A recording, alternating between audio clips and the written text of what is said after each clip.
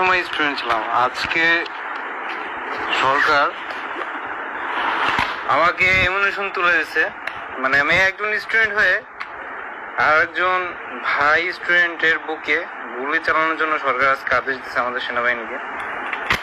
আমি দেখাতে চাচ্ছি যে এরকম একটা বুলেট কিভাবে পারলো সরকার, যে আমাদের ভাই যারা স্টুডেন্ট তাদের বুকে গুলি করার জন্য। না, খুব খারাপ লাগলো যে যে সেনাবাহিনীদেরকে এত সম্মান করে আজ সেনাবাহিনীকে আজকে গুলি করার জন্য আজকে আদেশ দিছে।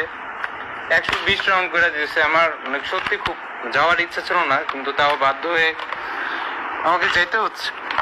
মানে আমার কথা আসতেছে না, মানে কি বলবো, মানে সরকার এত নিচে হয়ে গেল।